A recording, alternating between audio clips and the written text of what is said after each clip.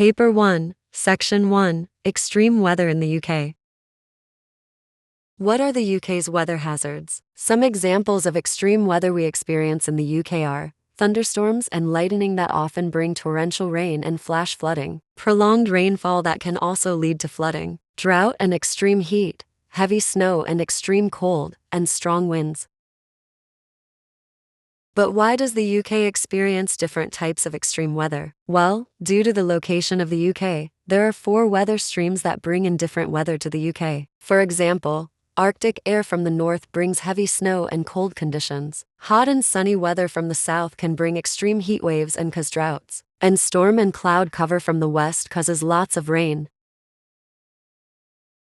Some evidence of extreme weather in the UK in the past 2 decades are an extreme heat wave that occurred in 2003. It holds the highest ever temperatures recorded in the UK. Over 2,000 people died and railways melted. In 2013 to 2014, England experienced their wettest winter in 250 years. In 2017, Hurricane Ophelia brought strong winds which disrupted transport and caused power cuts. And in 2018, the UK experienced the Beast from the East, a storm that brought heavy snow which closed schools and disrupted transport.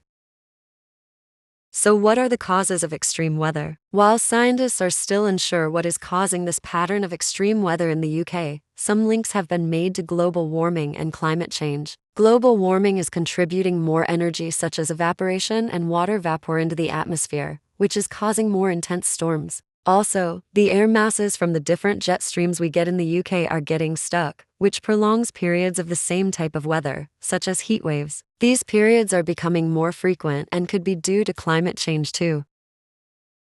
Let's look at an example of an area in the UK that faces a lot of extreme weather. The Somerset levels are located in Somerset, which is a county in the southwest of England. The Somerset levels are an extensive area of low-lying land that have a history of flooding.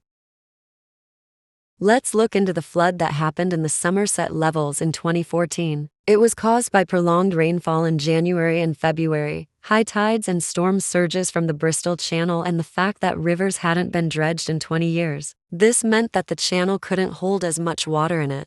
The impacts of the floods were, villages were cut off which disrupted work, school and shopping. This is an example of a social impact. Also, the total cost of flood damages were estimated to be £147.5 million, an economic impact. 14,000 acres of farmland flooded and 1,000 livestock were evacuated, an environmental impact. As well, over 600 houses were flooded and 16 farms were evacuated, and power supplies, roads and railways were cut off. The immediate responses were cut off. Villagers used boats for transport, and community groups and volunteers gave invaluable support. The long-term responses were a £100 million flood action plan was introduced to reduce the future risk of flooding, which involved raising the roads, dredging 8 kilometers of the River Tone and Parent and river banks were repaired and raised.